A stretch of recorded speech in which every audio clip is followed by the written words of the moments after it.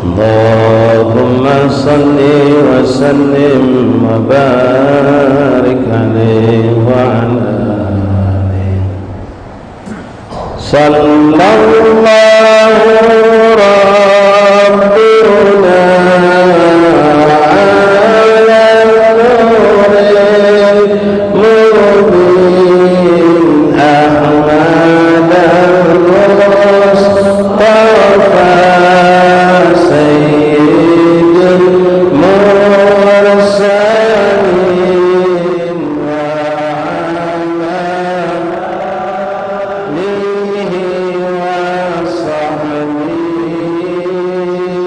أجمعين اللهم صل على سيدنا محمد وآله كما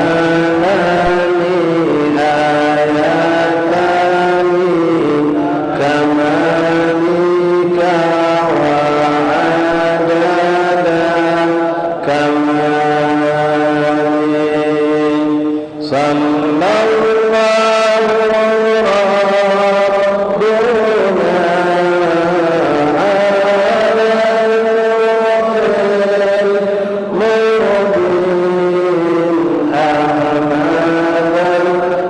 أحمد المصطفى سيد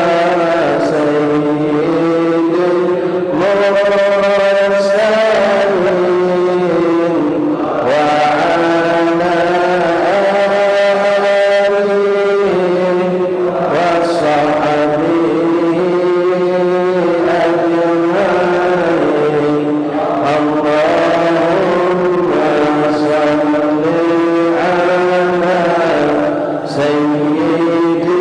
سيدنا محمد وآله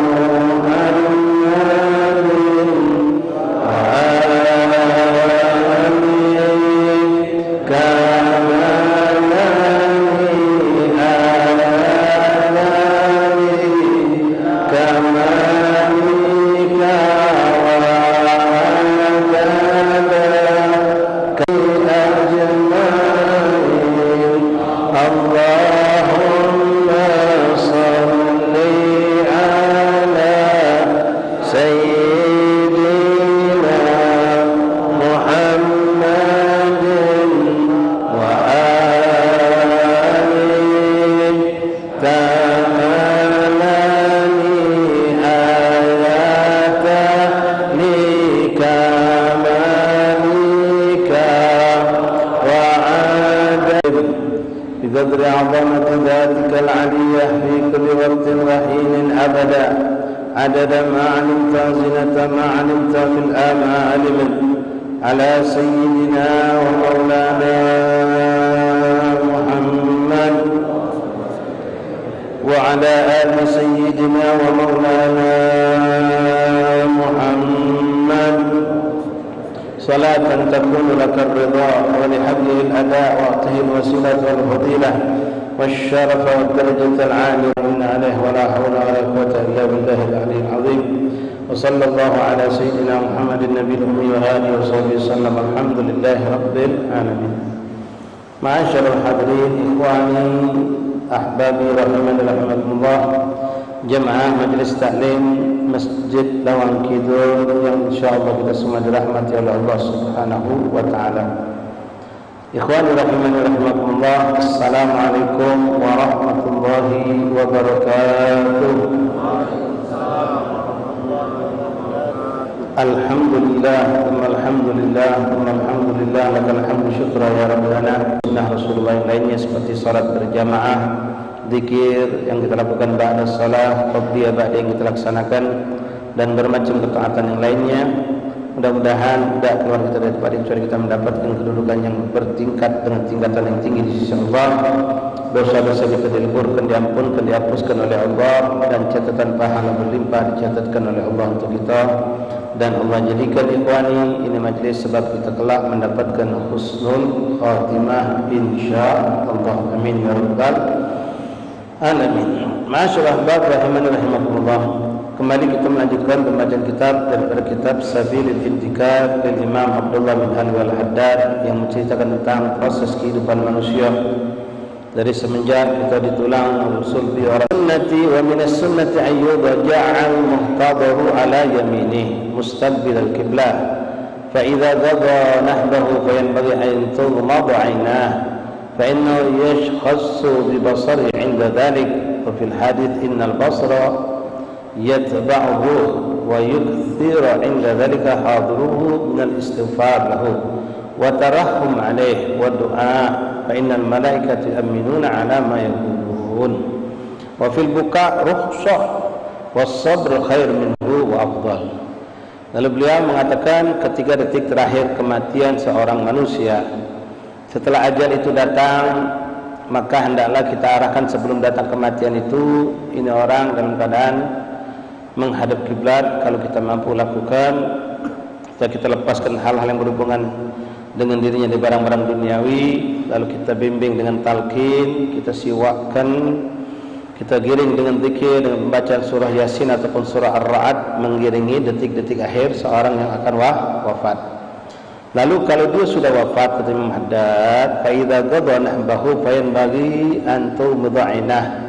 Biasanya orang meninggal itu ikhwan matanya terbelalak, matanya terbuka, roh itu ditarik lewat pucuk.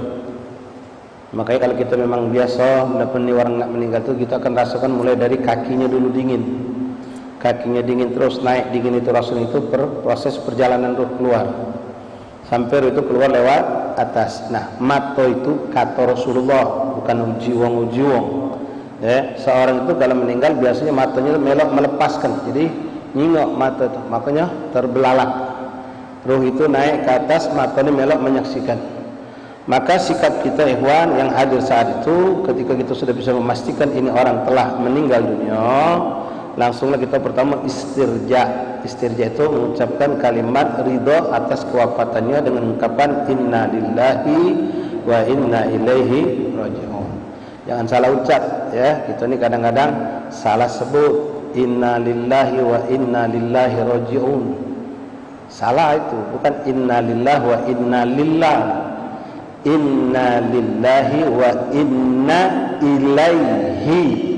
Bukan inna lillahi wa inna lillah. Ya, walaupun kalau diartikan maknanya tidak jauh beda, tapi asli kalimatnya inna lillahi wa inna ilaihi raji'un. Sesungguhnya segala sesuatu itu milik Allah dan setiap sesuatu akan kembali kepada Allah. Setelah itu kita ikhlaskan, kita ridhakan orang yang wafat itu. Apalagi kalau meninggal dalam keadaan indah, Pak. Meninggal sempat mengucapkan talqin la ilaha illallah, ya, meninggal sebelumnya dalam keadaan dia zikir kepada Allah, meninggal di hari Jumat atau di malam Jumat, meninggal digiringi dengan bacaan-bacaan ayat kursi Al-Quran. Ini suatu kenikmatan, apalagi kalau kita lihat ini orang meninggalnya di waktu seperti itu tadi, malam Jumat atau di hari Jumat. Meninggal apalagi kalau di tempat-tempat yang mulia, berada di Mekah, di Madinah, atau dia habis melakukan suatu kebaikan, maka kita tidak perlu berisau, tidak perlu bingung melihat orang yang sudah wafat di hari terakhirnya, detik hari akhirnya, detik jam-jam terakhirnya dia melakukan berbagai macam kebaikan, lalu diwafatkan dengan ketaatan. Kemudian di sini Imam ada mengatakan karena mata tadi terbelalak, karena Rasul mengatakan innal basara yataqarruh, mata itu melihat mengikuti roh. Maka kita yang harus kita lakukan ikhwan, tutup ke mata tadi. Ya, ketika dia meninggal wafat, tutup matanya. Sambil baca ke salawat, tutup, dipejamkan, tahan sedikit di matanya, lalu kita lepaskan. Nah, terkadang mata ini ya memang jasad manusia itu rohnya sudah keluar, tapi otot-otot kita ini masih berfungsi. Maka kalau antum letak binatang, potong ayam, potong iwak, kadang-kadang sudah terpisah masih, bukan berarti masih ada ruh, bukan, ruhnya sudah hilang, tapi ototnya masih, sarafnya masih berfungsi. Tak lama lagi dia akan lepas. Nah, mata ini kadang-kadang sudah kita tutupkan, terbuka lagi, tutup lagi. Kalau masih tetap terbuka itulah baru kita kasih benda sesuatu di atas kelopak mata tadi. Ya, kadang-kadang orang pakai buntut timun, kadang dia orang. Ya, boleh baik. Apa yang kira-kira tidak menjijikkan dan tidak merusak sang mayit. Tapi nak cantik memang ya, kalau ada duit logam dibungkus pakai tisu, bukan duit logam ikut-ikokan itu tahu pucuk mata. Ya, ini kadang-kadang duit logam tahu pucuk mata. Lah meninggal, lah saya diajak ngurus dunia lagi. Nah, cuma memang beratnya duit abang itu pas. Jadi bungkus dengan kertas atau tisu, tempel ke taruh.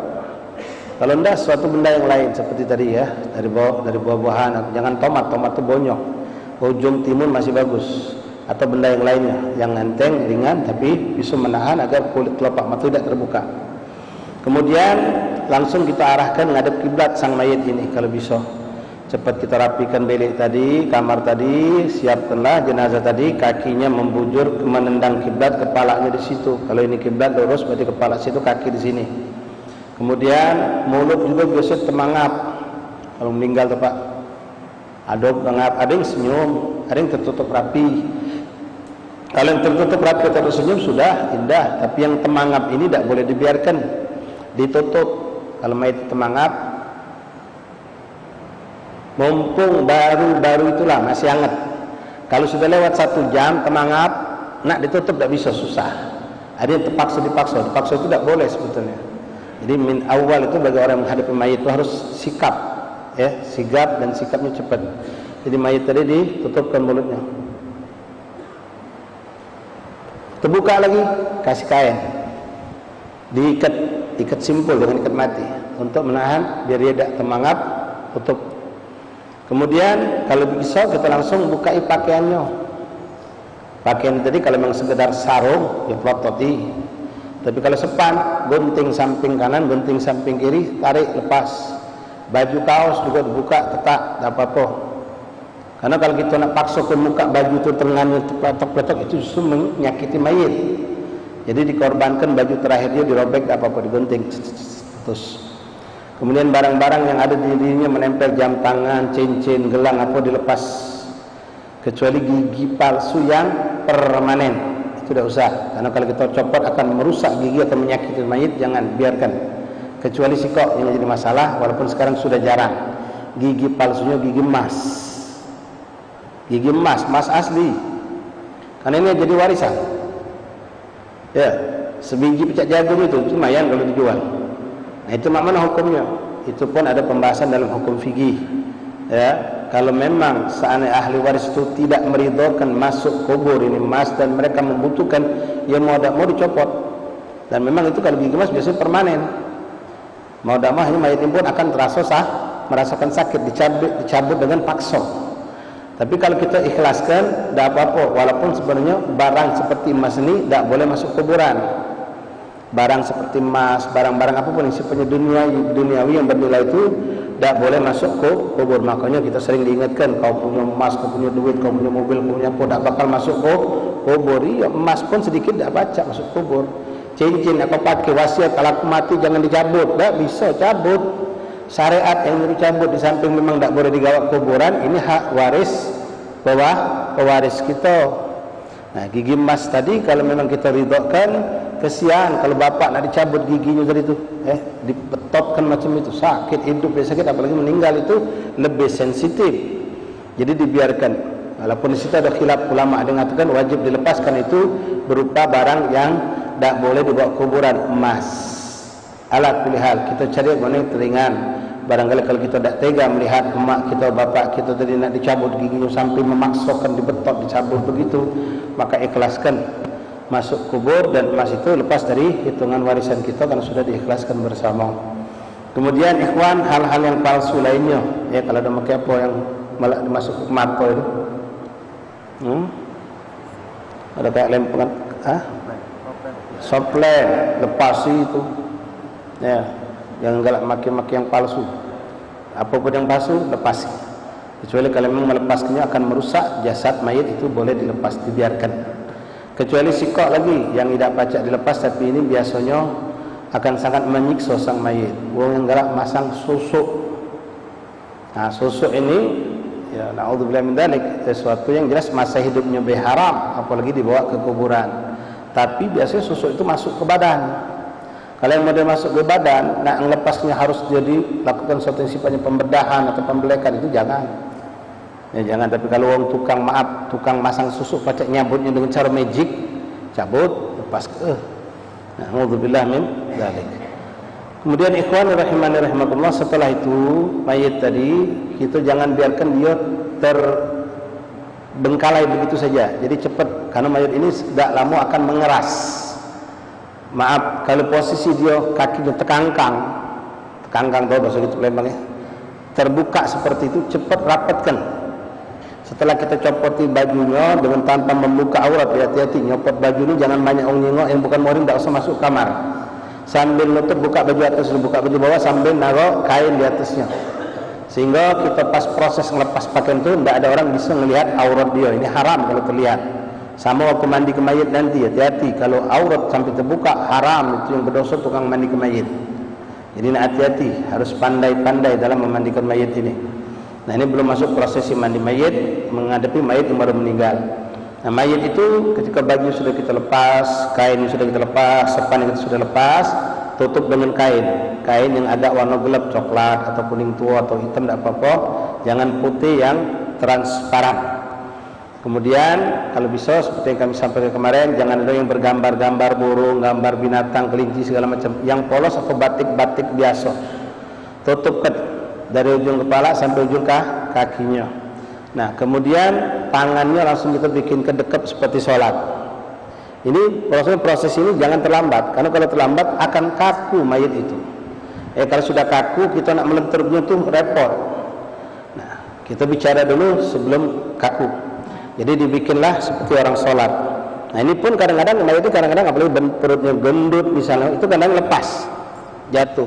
Maka boleh juga kita ikat dengan kain, diikat dengan kain yang lebar, ikat simpul, sekedar untuk dia tidak terlepas. Kemudian kalau perut itu mengembung, ditaruh benda yang sedikit berat tapi tidak berat benar, ya mungkin ada batu kecil atau kadang-kadang orang pakai gunting atau botol air seperti ini, dibungkus pakai kain atau apa, taruh di perutnya biar tidak ngembung.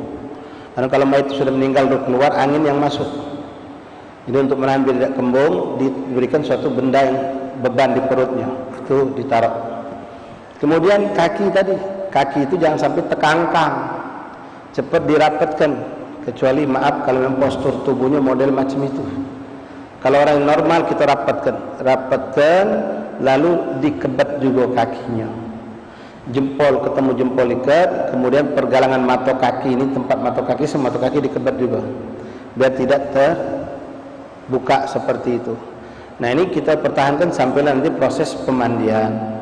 Nah, sembari mayat ini dalam proses seperti itu ditutup, ya diiring dengan zikir, dengan tilawatul Quran, dengan baca Quran, dengan zikir-zikir yang kita bisa lakukan.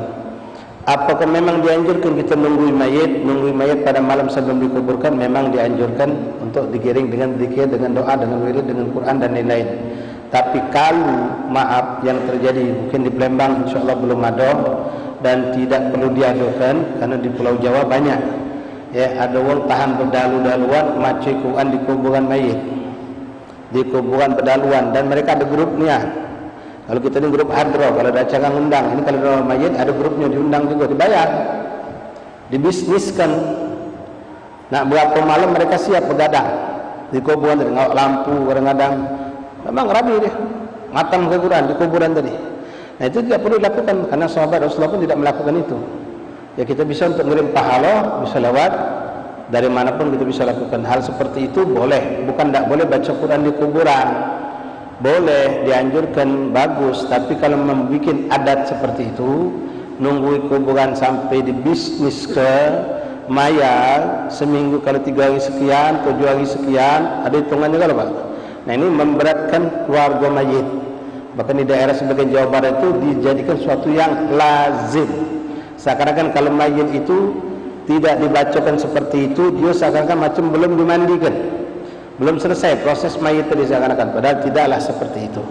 Memang sekali lagi membaca Al-Quran, zikir, tahmid, tahlil ataupun di apapun di kuburan itu memang diperbolehkan, bahkan disunnahkan, karena rahmat Allah akan turun dan masuk ke dalam barzah sang mayit, memberikan ketenangan, kenyamanan untuk sang mayit. Cuma jangan sekali lagi naudzubillah dibisniskan. Kita ngeri Pak, di Palembang ini alhamdulillah segalanya masih lillahi ta'ala.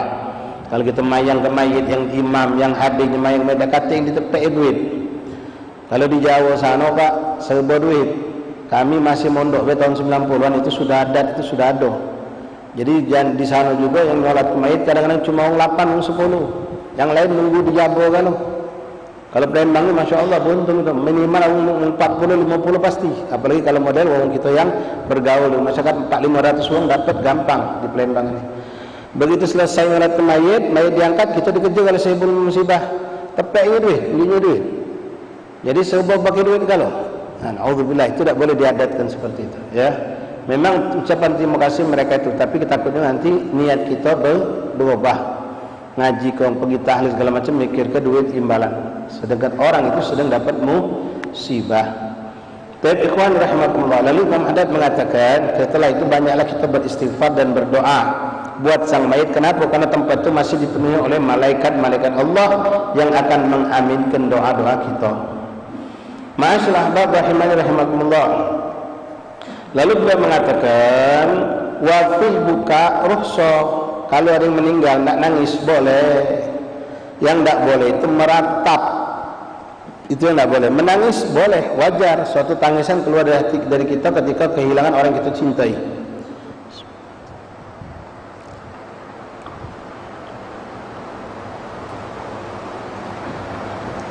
Bahkan Rasulullah SAW sendiri mengalami beberapa kali kehilangan orang yang beliau cintai, beliau menangis. Bagaimana kisah ketika Sayyidina Ibrahim ibn Rasulullah SAW, putra Rasulullah yang terakhir, laki-laki anak Rasul bernama Ibrahim dari umminya bernama Maritul Gibtiyah, meninggal dunia ketika masih kecil. Setelah Nabi meletakkan jenazah, Nabi naik ke atas dan menangis, menetes air matanya. Sahabat bertanya kepada Rasulullah, tangisan apa ya Rasulullah? Kata Rasul, tangisan sedih. Ya, kehilangan orang yang kita cintai. Boleh nangis itu boleh. Bahkan untuk ulama, untuk orang soleh, kalau meninggal kita tidak nangis, itu berarti hati kita keras. Bahkan na'udzubillah boleh curigai mungkin ada kemunafikan. Bagaimana dikatakan man lam yahzan bil mautil alim fahuwa munafik. Orang yang tidak sedih, tidak pilu, ataupun katakanlah tidak menangis dengan kewafatan seorang yang alim, maka ini orang dikatakan munafik. Na'udzubillah.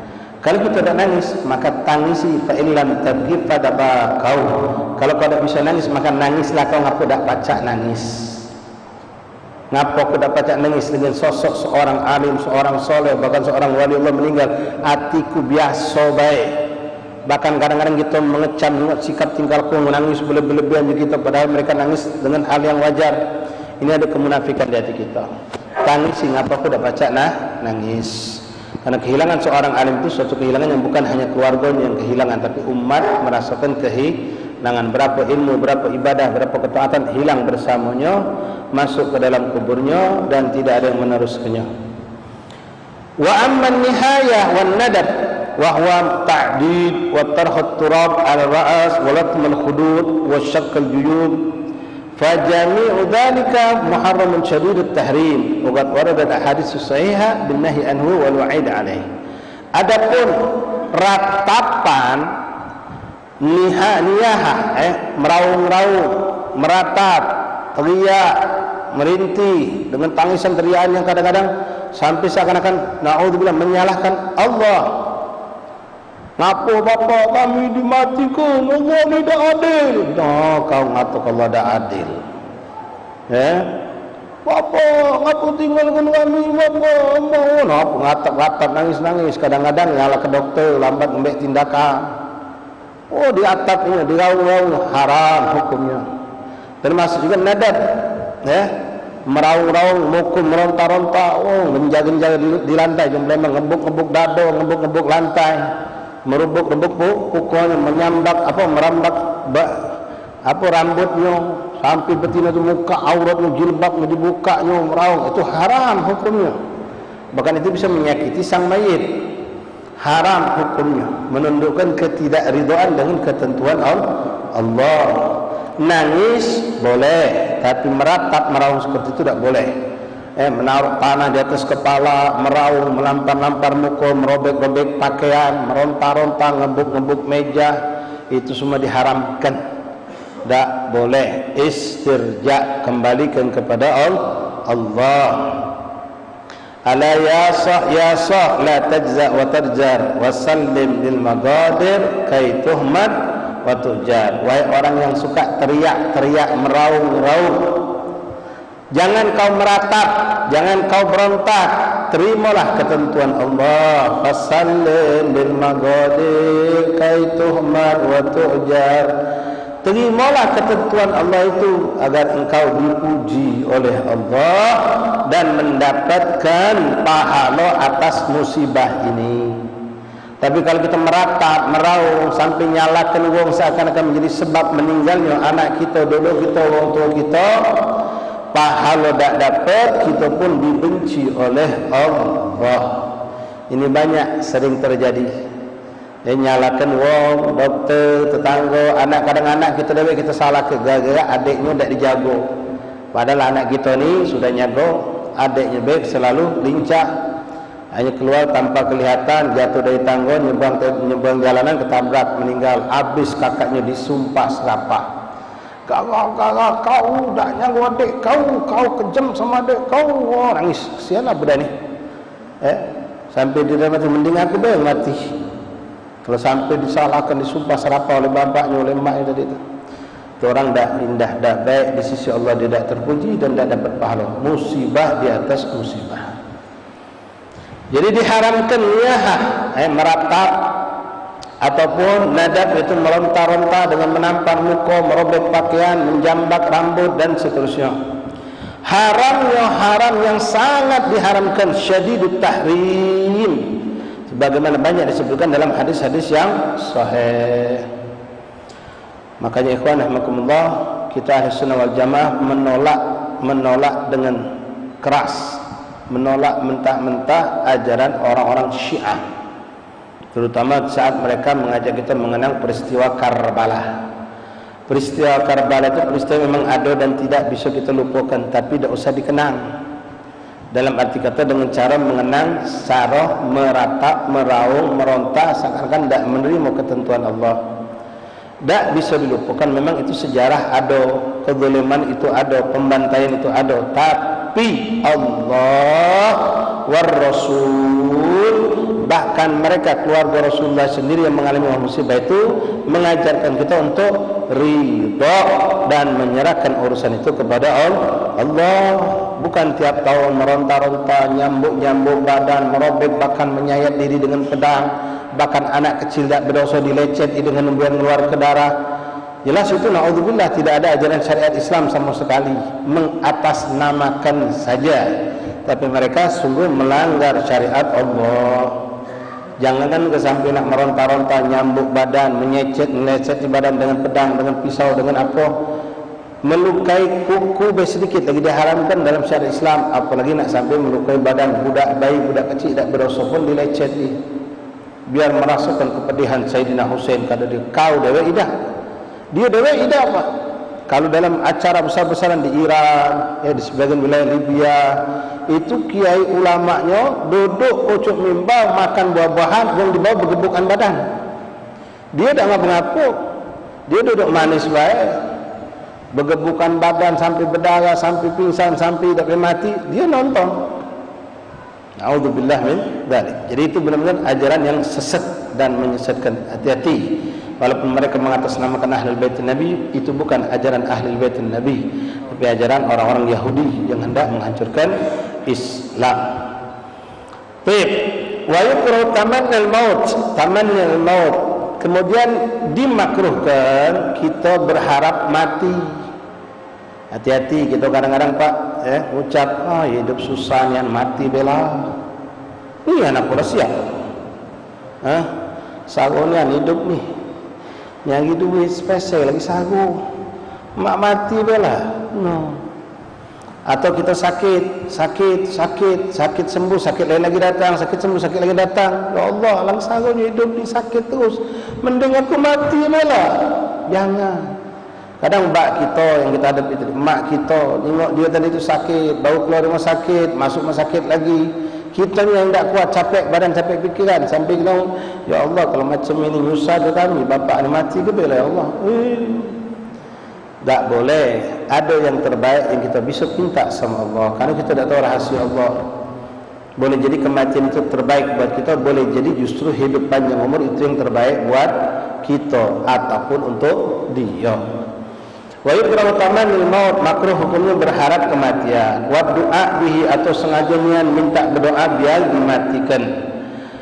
Lidarra yanzilu bil insan, karena itu akan menimbulkan suatu keburukan buat manusia, min maradin aw faqra aw nahdzalik. Manusia seringkali meminta biar cepat mati, tak kuat hidup di dunia karena ngerasa sakit yang bertubi-tubi, cobaan yang bertubi-tubi, kefakiran yang datang. Au nahu dzalika min syadaid dunya, atau bermacam-macam kehidupan yang pelik yang menyusahkan dalam kehidupan dunia. Fa in khafa fitnah fid dunya fidihi jazalahu tamuni.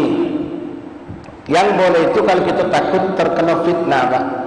Misal kita lihat agama ini sudah Masya Allah fitnah ini luar biasa, perpecahan terjadi, berkelompok-kelompok terpecah umat Islam ini, yang mana mereka saling serang, saling caci, saling kata, saling fitnah.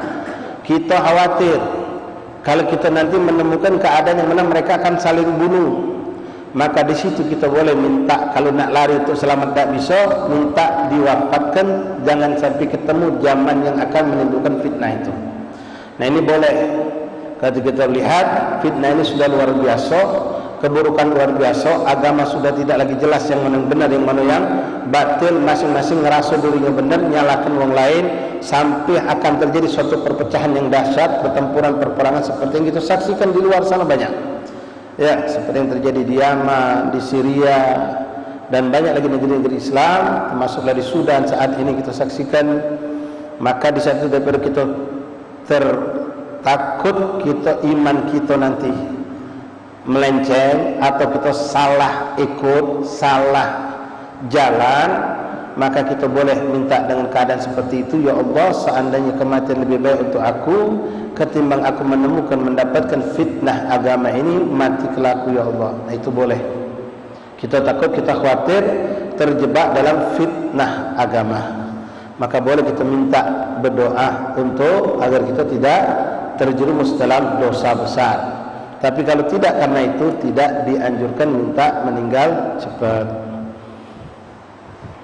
Sebagaimana Rasulullah SAW merubbama nudiba, boleh jadi hukumnya sunnah yang seperti itu. Wa qala alaihi salatu wassalam, la tamannaina ahadukumul maut lidarrin nazal bihi fa in kana la budda fa'ilan falidhum. Janganlah seorang di antara kalian berharap meminta kematian datang kepadanya dikarenakan keburukan kehidupan yang dia alami. Fa in kana la budda, kalau memang harus berdoa, jangan doa minta mati. Kalau itu cuma alasan karena hidup susah, penyakit bertubi, cobaan macam-macam. Tapi katakan kata Rasulullah, falyaqul Allahumma ahyini ma kanat al hayatu khairan li wa tawaffani idza kanat al wafa khairan li. Ya Allah, hidupkanlah aku ini, panjangkanlah umurku ini seandainya hidup itu memang baik untuk aku, dan wafatkanlah aku ya Allah seandainya memang kematian itu lebih baik untuk aku. Nah ini doa untuk kita bisa berpikir juga untuk orang tua kita, keluarga kita, teman kita yang kita tidak kuat menyaksikannya. Seperti ada orang mengalami kecelakaan parah, kakinya patah, galau, tangannya patah, tapi masih hidup, sehingga kita berpikir, ya Allah, kalaupun hidup, nak mana hidup dia, apa kata terkapal baik sepanjang hidup. Alangkah susahnya keluarga menyalaninya, alangkah susahnya ngadepinya, macam-macam. Kita mikirkan bagaimana memang kalau nanti hidup, bisa tuh muka bakar, muka sampai rusak parah. Yang mana kita bayangkan kehidupannya akan sulit dia, maka boleh berdoa seperti tadi. Jangan minta diri matikan, tapi kalau memang kehidupan itu lebih baik, berdoa ya Allah, panjangkanlah umurnya. Tapi kalau kematian lebih afdal untuknya, maka wafatkanlah ya Allah. Karena kita tak kalau juga, kan ada orang mesti jawab nem sampai bertahun-tahun, terkapal bertahun-tahun, makan apa kata pakai infus, napas apa kata dibantu dengan oksigen tambahan, bergerak tak pacak, apa-apa tak pacak, pilu gitu ya Pak, tak kuat. Dan kita cuma bisa berdoa agar yang ngayomnya, yang nunggunya, yang ngerawannya sabar. Nah, ketika melihat mereka ini sudah mulai keluh kesah, anaknya sudah kecapean, bini sudah kecapean, maka bolehlah kita berdoa seperti itu. Minta agar orang ini kalaupun meninggal, ya Allah meninggalkanlah husnul khatimah dan jadikanlah kemeninggalan itu baik untuk dia dan untuk keluarganya. Tapi kalau memang hidup itu baik untuk dia dan untuk keluarganya, panjangkanlah umurnya, berikanlah kesabaran kepada keluarganya. Kita tambahkan seperti itu doa. Kita tidak tahu kadang-kadang berkat sabarnya keluarganya ngurusi bapak yang sakit terkapar ini, derajat mereka naik tinggi di sisi Allah. Sekali suapan yang disuapkan oleh anak kepada bapak yang terkapar, berapa derajat diangkat oleh Allah, berapa pahala ditulis oleh Allah. Belum lagi nyeboi, mandikan, ternyata di situ menjadi ladang pahala buat bininya, buat anak keluarganya. Cuma kita bisa berharap, ya Allah sabarkan mereka, ikhlaskan mereka. Kalau memang kehidupan ini masih panjang. Karena kalau sampai kalau ngeluh baik bininya, anaknya ngadapi bapak yang sudah tidak mampu apa-apa tadi, bisa jadi mereka capek dunia, capek akhirat. Jadi kita dalam posisi melihat orang seperti itu. Kan banyak Pak, kita punya saudara yang mandi ke maknya, mandi ke baknya yang sudah lumpuh, kena stroke. Kita doakan bukan cuma yang sakit ini biar sembuh, tapi yang ngerawatnya biar sabar, ikhlas, diberikan kekuatan oleh Allah. Kalau tidak, ya dia terkapar sakit, yang ngurus sudah ada, atau ngurus tadi itu dengan keluh kesah, kesian. Jadi kita doakan ini bakal menjadi ladang pahala yang hebat, kedudukan magam yang tinggi. Kadang kata Rasulullah dalam sebuah hadis, Bapak hadir rahmatullah, Allah itu menyiapkan satu magam yang tinggi buat seorang hambanya, yang mana magam tersebut tidak dicapainya dengan banyak sujud, tidak dengan banyak qiyamul lail, tidak dengan banyak puasa sunnah, tidak dengan banyak sedekah, tidak pula dengan jihad, tapi dia dapatkan dengan kesabarannya yang ikhlas, dalam makna ridha atas apa yang menimpa pada dirinya dari musibah. Entah itu sakit, entah dia menghadapi keluarganya yang sakit, entah penyakit, entah macam-macam musibah yang Allah timpakan, dia sabar, dia ikhlas, itu namanya ridha.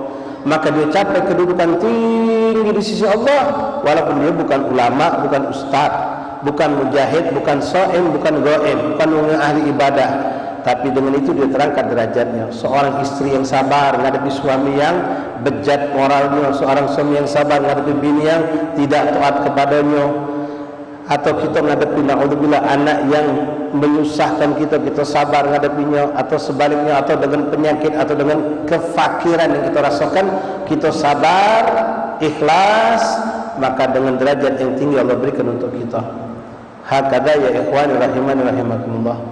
Adapun sakit itu sendiri, Rasulullah mengatakan tidaklah seorang muslim mendapatkan suatu musibah dari sisi Allah kecuali dia akan mendapatkan dua hal. Bisa dua-duanya atau salah satu keduanya.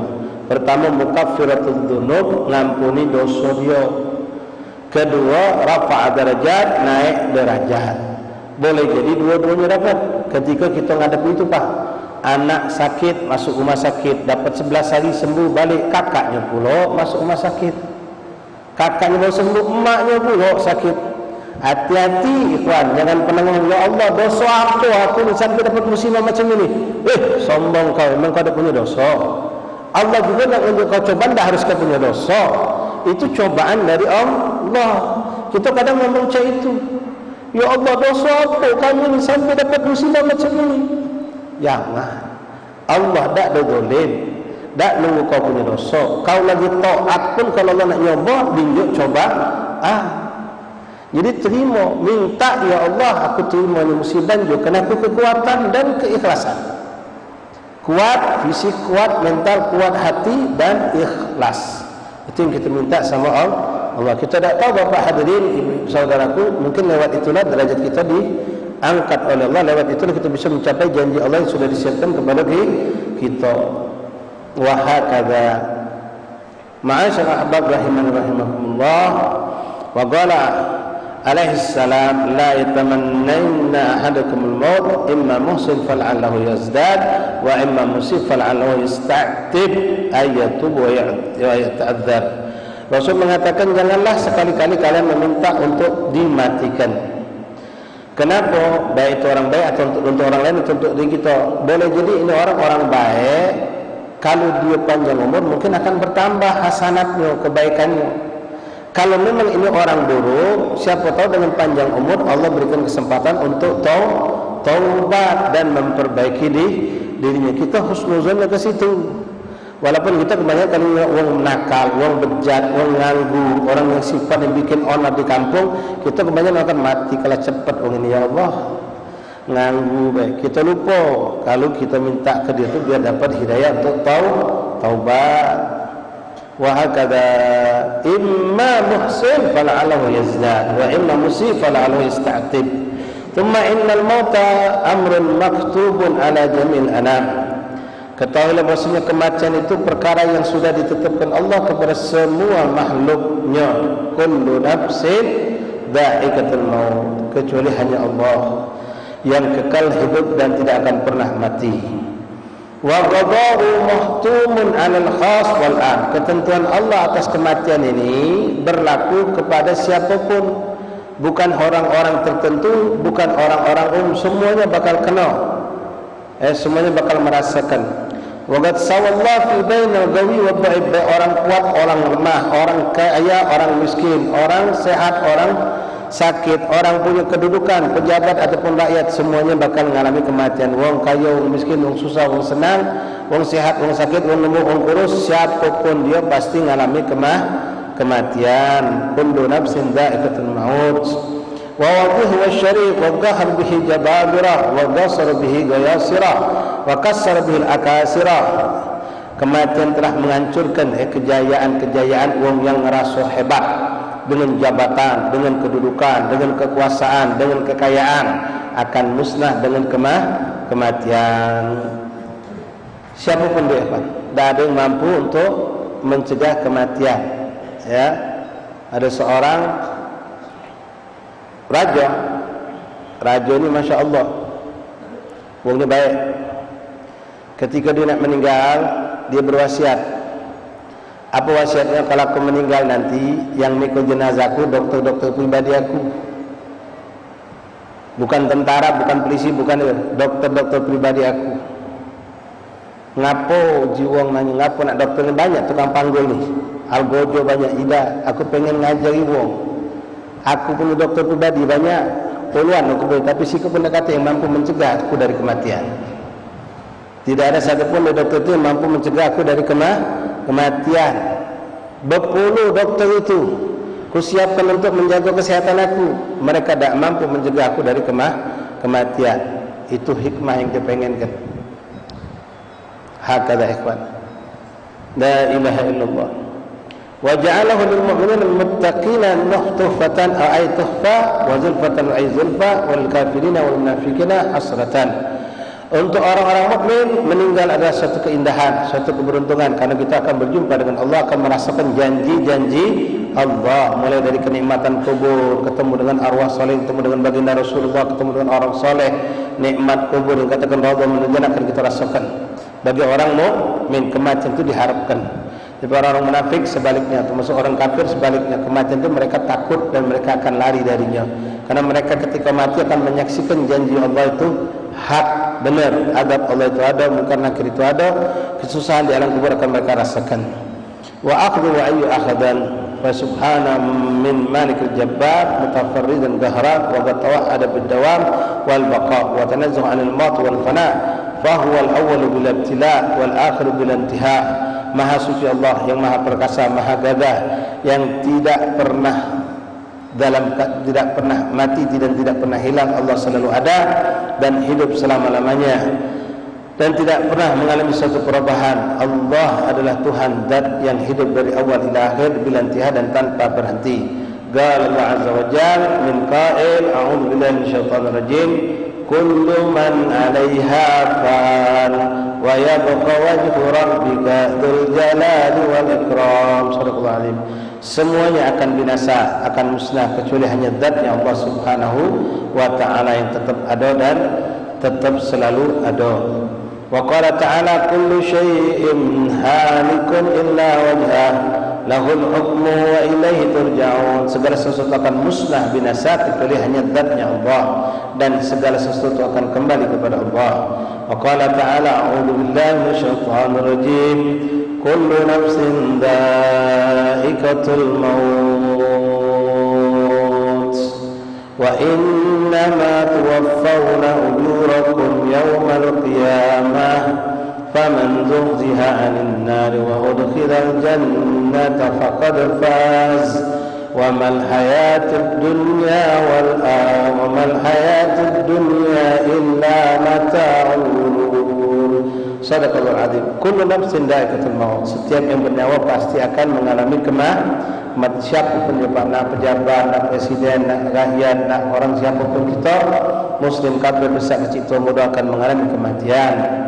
Wa innama tuwaffawna ujurakum yawmal qiyamah, sesungguhnya balasan atas kehidupan yang apa kamu lakukan di atas dunia akan Allah berikan pada hari kiamat. Mulai dari alam kubur kita akan rasakan. Wa innama tuwaffawna ujurakum yawmal qiyamah, balasan itu akan Allah berikan atas kebaikan dengan kebaikan, keburukan dengan keburukan, ai adab. Pada hari kiamat, mulai dari alam kubur kita akan rasakan itu. Faman zuziha 'anil nar wa dakhala jannah faqad faz. Siapa yang selamat bebas dari api neraka, masuk surga, itulah orang yang beruntung. Lalu wa mal hayatud dunya. Nah, ini Pak sering kita dengar. Ya. Nasihat yang sangat jelas dari Allah, tapi kita kadang-kadang lalai. Allah yang menciptakan alam semesta, Allah menciptakan dunia dan seisinya dengan segala hal di dalamnya. Allah sudah ngabarkan sama saya, ngabarkan kepada bapak saudara sekalian. Allah mengatakan wa mal hayatud dunya illa mata'ul ghurur. Tidaklah kehidupan dunia kecuali cuma fata margana. Dalam ayat lain mengatakan wa mal hayatud dunya illa la'ibun wa lahu. Tidaklah kehidupan dunia kecuali hanya permainan dan tipu daya. Subhanallah, Allah sudah menunjuk tahu, tapi kita masih seakan-akan tidak percaya. Gimana sekarang Pak? Bagaimana orang sekarang lagi sibuk bikin kekuatan untuk mencapai kedudukan jabatan kekuasaan. Kita lihat yang sekarang sedang terjadi koalisi berpindah-pindah, berkawan kongsi, ayo lepas pindah ke situ, kongsi situ pindah ke sini. Subhanallah. Ya, ini salah satu contoh dari 1000 kehidupan manusia di dunia ini Pak. Dalam masalah politik ini. Ya, ada kaidah orang-orang politik itu mengatakan tidak ada teman yang sejati, tidak ada musuh yang abadi. Hari ini kita berkoalisi, tahun depan boleh jadi kita pecah kongsi.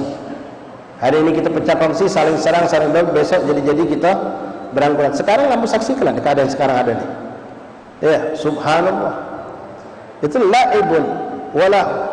Kita mencekam 3 tahun dibikin oleh corona. Berapa banyak permainan dalam masa corona kemarin tuh. Datang corona, suntik vaksin 1, vaksin 2, keluar lagi ada lagi model vaksin baru lagi, model corona baru lagi. Subhanallah. La'ibun walahu. Dulu pernah musim lagi iwak mahal Pak. Iwak apa tuh? Yang dijual mahal, iwak kecil. Lalu muncul batu. Batu yang masih kita buat mabit anjing cari uang. Naik harga sampai beribu-ribu, sampai berjuta, sampai puluhan juta. Sekarang lewat. Laibun, permainan semua. Hakata permainan, dunia ini semua permainan. Ya, Allah yang ngomong, bukan manusia. Laibun walahu. Wa mal hayatud illa mata'ul ghurur. Cuma tipu daya, cuma kata manusia, ya, tertipu, tertutup hatinya sehingga mereka terus mengejar apa yang ada di dunia ini dan merasa dirinya akan selamat, padahal tidak ada keselamatan. Ikhwan rahimakumullah, kesenangan, ketenangan tidak harus dengan kekayaan dan kedudukan dan jabatan. Orang yang punya jabatan, punya kekayaan, tidak sedikit di antara mereka yang justru merasa resah dan tidak merasakan ketenangan hidup seperti kita. Kita sekarang makan tidur nyenyak Pak, makan tidur bebas. Kata yang mengintai kita, kata yang ngawal kita. Ya, kalau mereka itu bahkan dikawal, dijaga, makan hati-hati, minum hati-hati, justru hidup tak nyaman, justru hidup tak tenang. Yang sekarang ini belum jadi, bila sudah tak pacak tidur. Ya, subhanallah. Mana kalau tak jadi kaget, apa yang terjadi? Nah, kita ini tidak main melok Pak. Kita melok duduk zikir, ibadah, menuju ke masjid, menuju ke majlis, taklim dalam lagi maulid, kita semarak ke maulid. Ya, kita isi dengan memuji Allah, memuji Rasulullah, berbanyak salawat kepada Rasulullah SAW dengan sejarah Nabi, hidup dan sunnah Nabi, itu bagi kehidupan kita. La ilaha illallah Muhammad Rasulullah SAW. Wa mal hayatud dunya illa la'ibun wa lahu, wa mal hayatud dunya illa mata'ul ghurur. Shadaqallahu alazim. Wallahu a'lam bissawab. Sampai di sini dulu ikhwanullah pelajaran kita pada hari ini, dan untuk malam hari ini mungkin adalah penutupan majelis sementara. Senin depan dan Senin depannya lagi mungkin sampai 1 bulan kurang lebih majelis ini akan kita liburkan sejenak, tapi kami sangat berharap menganjurkan mereka untuk hadiri majlis-majlis maulid yang diadakan. Ya, jangan sampai kita lepas dari kepada ketaatan, ambil manfaat, ambil keberkahan, dengarkan sunnah yang diajarkan, amalkan dengan apa yang kita mampu mengamalkannya, tanamkan kecintaan lebih kepada Rasulullah dan tanamkan kerinduan kepada baginda Rasulullah SAW. Amin ya rabbal alamin. Kini saja bisa kami sampaikan. Sekali lagi untuk Senin depan sampai kurang lebih 1 bulan namanya kita akan libur di majlis ini, tapi insyaallah kita punya majlis-majlis lain yang sangat banyak dan lebih banyak lagi lewat majlis Maulid Rasul SAW, baik di pagi, di siang, sore, maghrib, isya, semua kita akan dapatkan insyaallah taala. Lebih kurang minta maaf. Hadirin ya Abdul Tariq. Wassalamualaikum warahmatullahi wabarakatuh. Bismillahirrahmanirrahim. Alhamdulillahirabbil alamin. Allahumma Sayyidina Muhammadin wa ala ali Sayyidina Muhammad. Ya Rabbana a'tarafna bi annana a'tarafna